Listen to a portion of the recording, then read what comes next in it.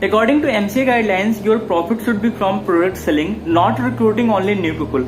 दोस्तों यदि आप मिनिस्ट्री ऑफ कंज्यूमर अफेयर्स की गाइडलाइंस को पढ़ेंगे तो उसमें बहुत सारी ऐसी बातें छुपी हुई हैं जो आपको एक सही कंपनी चुनने में मदद कर सकती है।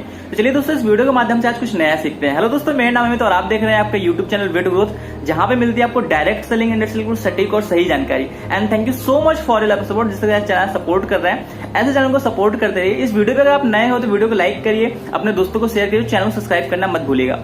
साथ ही आप मिनिस्ट्री ऑफ कंज्यूमर की जो गाइडलाइंस है वो डाउनलोड करना चाहते हैं तो आप हमारी या इस वीडियो ब्लॉग को ब्लॉग के माध्यम से पढ़ना चाहते हैं तो हमारा जो वेबसाइट ब्लॉग है वो www.way2growth.com पे जाके आप विजिट कर सकते हैं। वहां से आप गाइडलाइंस भी डाउनलोड कर सकते हैं और डिस्क्रिप्शन बॉक्स पे आपको लिंक मिल ही जाएगी।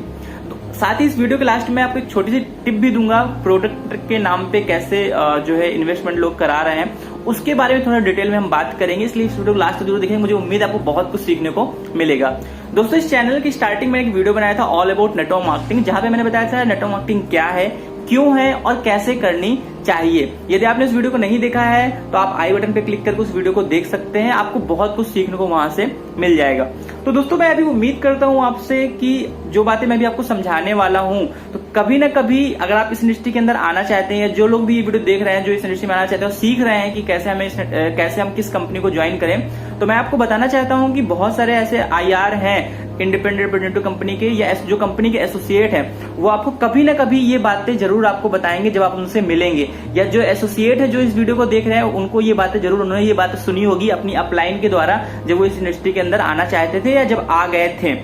तो वो बातें क्या है कि जब भी कोई एसोसिएट प्रोडक्ट को अपने सेल करने आता है तो सबसे पहले वो ट्रेडिशनल मार्केट के प्रोसेस को आपको समझाता है कि कोई भी प्रोडक्ट ट्रेडिशनल मार्केट में कैसे सेल हो रहा है। स्क्रीन पे भी आपको एक इमेज दिख रही होगी जहां पे मैंने बताया हुआ है, ये स्क्रीन जो है इमेज है वो हमारे वीडियो की है ऑल अबाउट नेटवर्क मार्केटिंग। एक बार आप जरूर देखिएगा, आपको बहुत कुछ वहां पे सीखने को मिलेगा।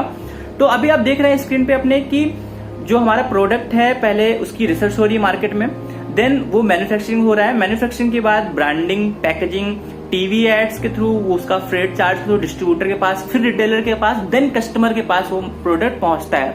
तो एसोसिएट क्या आपको समझाएगा कि दोस्तों हमारी कंपनी क्या करती है, मार्केट में तो प्रोडक्ट ऐसे सेल होता है लेकिन जो हमारी कंपनी क्या करती है, रिसर्च करने के बाद, मैन्युफैक्चरिंग करने के बाद सीधे आप तक प्रोडक्ट पहुंचाती है।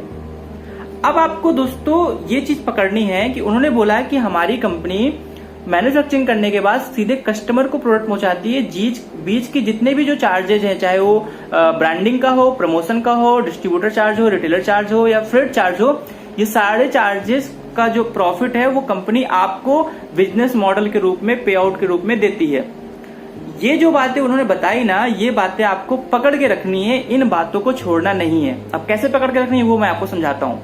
पहला पॉइंट उन्होंने बोला है कि हमारी कंपनी रिसर्च करने के बाद मैन्युफैक्चरिंग करती है, यानी किसी भी कंपनी का जो एसोसिएट जो आपको प्लान दिखाने आया है तो आपको चेक करना है कि क्या कंपनी वो जो प्रोडक्ट दे रही है आपको वो खुद मैन्युफैक्चरिंग कर रही है या नहीं कर रही है। कई लोग मेरी इस बात से सहमत नहीं होंगे क्योंकि अभी इंडिया के अंदर ऐसा कोई लॉ नहीं है कि नेटवर्क मार्केटिंग कंपनी के लिए प्रोडक्ट मैन्युफैक्चरिंग करना मस्ट है या नहीं है। तो इस चीज को लेकिन फिर भी वो चूंकि आपको डिस्क्राइब कर रहा है तो आपको ये चीज समझनी पड़ेगी, क्योंकि दोस्तों मैन्युफैक्चरिंग कॉस्ट भी इंक्लूड होती है और वो कॉस्ट बंदा वो माइनस कर रहा है। अगर कोई कंपनी डिस्ट्रीब्यूटर बन के आपको प्रोडक्ट सेल कर रही है इसका मतलब वो मैन्युफैक्चरिंग कंपनी को अपना प्रॉफिट दे रही है, मैन्युफैक्चरिंग का प्रॉफिट दे रही है, तो वो प्रॉफिट आपकी जेब से जाएगा, यानी वो प्रोडक्ट आपको महंगा पड़ेगा, क्योंकि उन्होंने ये बात आपको समझाई हुई है। इसलिए सबसे पहले आपको एश्योर करना है कि क्या कंपनी जो प्रोडक्ट आपको दे रही है वो मैन्युफैक्चरिंग कर रही है या नहीं कर रही है, पहली चीज। दूसरी चीज बोला कि हम प्रोडक्ट मैन्युफैक्चरिंग करते हैं, यानी सेकंड पॉइंट है हमारा प्रोडक्ट या सर्विस। जो कंपनी हमें प्रोडक्ट या सर्विस देती है हमें उन्हीं कंपनी को ज्वाइन करना है, किसी भी ऐसी कंपनी को ज्वाइन नहीं करनी है जो प्रोडक्ट के नाम पे कुछ और ही चल रहा है उनके साथ, मतलब कुछ प्रोडक्ट जैसी चीजें ना हो, सिर्फ हमें ऐसा लग रहा है कि हमारा पैसा लग रहा है लेकिन हमें ऐसी कोई यूजफुल चीजें नहीं मिल रही, तो ऐसी कंपनी को नहीं ज्वाइन करना है। तीसरे पॉइंट हमें सीखना है, उन्होंने बोला कि जो प्रोडक्ट का हमारा जो प्रोडक्ट है वो कस्टमर तक डायरेक्ट जाता है, बीच के खर्चे हम बचा लेते हैं। इसका मतलब ये हुआ कि अगर 20 रुपए का लक्स का साबुन जो मार्केट में बिकता है, अगर उसी क्वालिटी का साबुन हमें मिलेगा तो वो या तो हमें सस्ता मिलेगा या 20 रुपए में ही मिलेगा। इवन तो हमें सस्ता मिलना चाहिए क्योंकि हमारे बहुत सारे जो खर्चे हैं कंपनी ने कम कर दिए हैं। ना ही कंपनी ने ब्रांडिंग की है, ना ही कंपनी ने किसी डिस्ट्रीब्यूटर को दिया है, ना ही कंपनी ने किसी प्रकार के कोई एड्स टीवी पे चलाए हुए हैं, ना ही किसी प्रकार का कोई प्रमोशन हुआ है। तो ये खर्चे कम हुए हैं, तो इसका मतलब वही लक्स का साबुन मतलब किसी और नाम से हमें उसी क्वालिटी का सस्ते में मिलना चाहिए या सेम रेट में मिलना चाहिए। तो आपको ये चीज पकड़ के रखनी है। अगर कोई कंपनी आपको ये प्लान दिखा रही है और आपको ये समझा रही है और उसके बावजूद भी जो प्रोडक्ट है उसका उसी क्वालिटी का महंगा है, इसका मतलब आपको उस कंपनी से बच के रहना है। Last but not least point है पे आउट। अब चूंकि कंपनी कह रही है हम बाकी जो खर्चे कम करके आपको पे आउट देते हैं, बिजनेस प्लान कराते हैं, तो दोस्तों मैं आपको बताऊं कि अगर आपने ऊपर के तीनों पॉइंट अगर अच्छी तरह से पकड़ लिए ना कि कंपनी प्रोडक्ट मैन्युफैक्चरिंग कर रही है, अच्छी क्वालिटी का प्रोडक्ट है, मार्केट प्राइस पे दे रही है, तो आपको किसी भी मॉडल से क्या कहते हैं पे आउट दे, चाहे बाइनरी से दे, चाहे जनरेशन से दे, मैट्रिक्स से दे, हाइब्रिड से दे, किसी भी फॉर्मेट में दे, वो आपकी मेहनत का पैसा ही होगा दोस्तों, मनी सर्कुलेशन का पैसा नहीं होगा, क्योंकि कंपनी एक जेन्युइन प्रॉफिट पे ही आपको पे आउट डिस्ट्रीब्यूट करेगी। यदि आप बाइनरी और बाकी जो बिजनेस प्लान है अगर उनको सीखना चाहते हैं तो आप आई बटन पे क्लिक करके हमारा जो बिजनेस प्लान का मॉडल है वो सीख सकते हैं, जहां पे मैंने डिटेल में समझाया हुआ बाइनरी प्लान के बारे में और बाकी जो प्लान है उनके बारे में समझाया हुआ जो कंपनी ज्यादातर यूज करते हैं।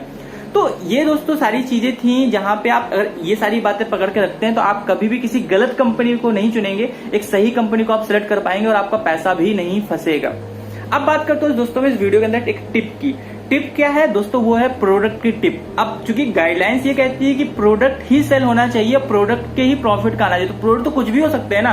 प्रोडक्ट तो फिर 1 लाख का आईफोन भी हो सकता है, प्रोडक्ट फिर 50,000 का प्यूरीफायर भी हो सकता है, प्रोडक्ट तो एसी भी हो सकती है और प्रोडक्ट 50 रुपए की साबुन भी हो सकती है। तो हमें कैसी कंपनी चुननी चाहिए, अब उस बात पे मैं आपको थोड़ा सा डिटेल में समझाने की कोशिश करता हूँ। 2 तरह के एग्जाम्पल लेते हैं। पहला एग्जाम्पल लेते हैं एक ऐसी कंपनी जो हमारे डेली लाइफ के जो प्रोडक्ट हैं, जो रिलायबल हैं, जो रीसेल जिनका बार बार होता है, एक वो प्रोडक्ट कंपनी सेल कर रही है मैन्युफैक्चरिंग करके, या नहीं भी डायरेक्ट परचेज के कर रही है, मतलब किसी कंपनी का डिस्ट्रीब्यूटर बन के कर रही है, आगे सेल कर रही है किसी इस पे आउट के माध्यम से। तो हम ऐसी कंपनी को सिलेक्ट करें या वैसी कंपनी को सिलेक्ट करें जो जिनके अंदर महंगे महंगे प्रोडक्ट है। महंगे इन द सेंस मेरा कहने का मतलब ये नहीं है, अगर मान लीजिए कि मेरे पास ये आईफोन है, अब ये अगर आईफोन में मार्केट पे कोई ऐसी कंपनी आती है जो आईफोन से ही एक प्रोडक्ट बनाती है, उसका नाम है ग्रैप्स। मान लीजिए आईफोन एक कंपनी है जो ग्रैप्स नाम से दूसरा प्रोडक्ट बनाती है, मैन्युफैक्चरिंग करती है और वो मार्केट में सेल करती है। तो क्या दोस्तों हमें ऐसी कंपनी को सिलेक्ट करना चाहिए? अगर आप मेरी राय मानेंगे तो दोस्तों बिल्कुल नहीं।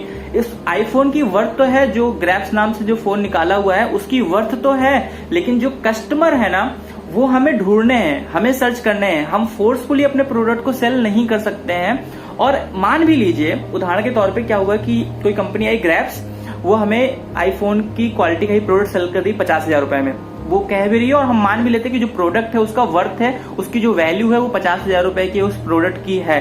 तो आप एक छोटा सा एग्जांपल मैं आपको बताने की कोशिश कर रहा हूँ कि मान लीजिए मैंने आपको 50,000 रुपए का प्रोडक्ट सेल किया, फॉलो किया। जो लोग नेटवर्क मार्केटिंग कर रहे हैं उनको ये बात पता होगी कि अपने प्रोडक्ट को सेल करने के लिए चूंकि ब्रांडिंग उसकी नहीं हुई होती है तो कितनी मेहनत लगती है, कितना फॉलोअप करना पड़ता है। तो इस फोन को बेचने के लिए मैंने क्या किया, हफ्तों फॉलोअप किया, महीनों फॉलोअप किया और मैंने क्या किया कि उस पर्सन को 50,000 रुपए का अपना जो फोन है ग्रैप्स कंपनी का वो बेच दिया और वास्तव में उसकी क्वालिटी बहुत अच्छी थी। अभी हम उन कंपनियों की बात ही नहीं कर रहे हैं जो सस्ते दाम पे प्रोडक्ट मतलब परचेज करके और महंगे में मार्केट में बेच देती है और मनी सर्कुलेशन करती है, अभी उनकी बात नहीं कर रहे। अभी मैं उन कंपनियों की बात कर रहा हूँ जिनके प्रोडक्ट ही अच्छे हैं। तो क्या उन कंपनियों को भी ज्वाइन करना चाहिए या नहीं, वो मैं आपके ऊपर छोड़ता हूँ। वो कंपनियां तो गलत नहीं है, लेकिन आपको चुनना चाहिए या नहीं ये आपके ऊपर डिपेंड करता है। क्यों? आपने उसको महीने भर फॉलोअप करने के बाद, हफ्ते भर फॉलोअप करने के बाद वो ग्रैप्स कंपनी का फोन सेल कर दिया। अब मुझे आप एक चीज का जवाब दें कि क्या उस बंदे को आप दोबारा वो ग्रैप्स का फोन सेल कर सकते हैं? नहीं सेल कर सकते हैं। तो दोस्तों आपने जो इतनी मेहनत की है 7 दिन, 10 दिन, 15 दिन की, वो तो आपकी वेस्ट गई ना। तो आपको ऐसी कंपनी चुननी है कि अगर आप किसी पर्सन को अपना टाइम दे रहे हैं 7 दिन का, 5 दिन का, 10 दिन का या 1 महीने का, तो कम से कम वो पर्सन आपके दोबारा लाइफ में यूज में आ सके। तो एक ऐसी कंपनी को सिलेक्ट करिए जो प्रोडक्ट जिनके रीसेल ज्यादा हो। वाटर प्यूरिफायर, कोट पैंट के कपड़े, टी शर्ट, जीन्स, ये मतलब आदमी सालों में कपड़े परचेज करता है, जो परचेज करने वाला है, जिनको परचेज करने हैं। तो क्या ऐसी कंपनी को चुनना चाहिए? तो मेरे हिसाब से तो नहीं चुनना चाहिए। आपको हमेशा वही कंपनी दोस्तों चुने, प्रोडक्ट वैसे ही चुने जो आपके मंथली रीसेल आप एटलीस्ट हो सके, कम से कम महीने में एक बार या 2 महीने में एक बार वो प्रोडक्ट सेल हो सके। क्या कहते हैं 50,000 घड़ियां जैसे क्यूनेट में होती हैं, वाटर प्यूरिफायर, ऐसी कंपनियों के लिए दोस्तों मार्केट में वो ट्रेडिशनल मार्केट में प्रोडक्ट बिक रहे हैं ऑलरेडी, और जिन कस्टमर को रिक्वायरमेंट होती है वो जाके मार्केट से वो प्रोडक्ट उठा लेते हैं। तो हमें ये चीज आपको दोस्तों समझनी पड़ेगी कि नेटवर्क मार्केटिंग ट्रेडिशनल मार्केटिंग का बिजनेस नहीं है, वो अपना उसका सेपरेट बिजनेस है। हम जो मेहनत कर रहे हैं एक ऐसे प्रोडक्ट को सेल कर रहे हैं जिसकी ब्रांडिंग नहीं है, माउथ पब्लिसिटी के थ्रू सेल कर रहे हैं। तो यही डिफरेंस होता है प्रोडक्ट को मैन्युफैक्चरिंग से डायरेक्ट कस्टमर तक पहुंचाने में और बाकी जो प्रोसेस है, ट्रेडिशनल मार्केट जो प्रोसेस है उसके बेचने में। तो दोस्तों आपको यहाँ पे ये चीज समझनी पड़ेगी कि जो एमसीए गाइडलाइंस कहती है कि हमारा जो प्रोडक्ट का प्रॉफिट है वो प्रोडक्ट सेलिंग से आना चाहिए, ना कि नए बंदों को रिक्रूट करने से। तो नए बंदे रिक्रूट करने से तात्पर्य क्या है कि आपने किसी को अपना फोन बेचा, आईफोन मान लिया आपने बेच दिया, ग्रैब्स का फोन बेच दिया या वाटर प्यूरिफायर या 50,000 की घड़ी बेच दी, तो क्या आप दोबारा उस पर्सन को वो चीज बेच सकते हैं? नहीं बेच सकते। तो आगे आप क्या करेंगे, नए पर्सन को रिक्रूट करोगे। तो वहीं पे कंपनी गाइडलाइंस भी इस चीज को मना करती है। तो आपको ये चीज समझनी पड़ेगी कि हम जिस पर्सन को अपना बिजनेस प्रमोट कर सकते हैं, हमारे पास ऐसा प्रोडक्ट होना चाहिए कि हम दोबारा भी उस पर्सन को अपना जो बिजनेस है वो प्रमोट कर सके, यानी अपने प्रोडक्ट को रीसेल कर सके, ना कि। और एक चीज मैं आपको समझाना चाहता हूँ, मान लीजिए 10 आपने पूरी मेहनत की 1 महीने तक और आपने 10 लोग की टीम को प्रमोट किया, 10 लोग को अपने प्रोडक्ट को सेल किया। अब 10 लोग, आपका प्रोडक्ट अगर ऐसा नहीं है कि आप दोबारा उन पर्सन को बेच सके, तो मजबूरी है आपके सामने कि आपको 11वें लोग को प्रोडक्ट को प्रमोट करना पड़ेगा, यानी आपकी जो पूरी मेहनत है 1 महीने की वो बर्बाद गई। तो हमेशा ऐसे प्रोडक्ट को चुनिए जिनका रीसेल हो, रीयूज हो, मार्केट में उसकी रिलायबिलिटी अच्छी हो और एटलीस्ट जो उसकी कॉस्ट हो वो आपकी क्वालिटी के अकॉर्डिंग होनी चाहिए। उम्मीद करता हूँ दोस्तों ये वीडियो बहुत आपको पसंद आएगा। वीडियो पसंद आया हो तो वीडियो को लाइक करिए, अपने दोस्तों को शेयर करिए और चैनल को सब्सक्राइब करना मत भूलिएगा। फिलहाल के लिए मुझे अलविदा, स्वस्थ रहिए, मस्त रहिए। Thank you so much.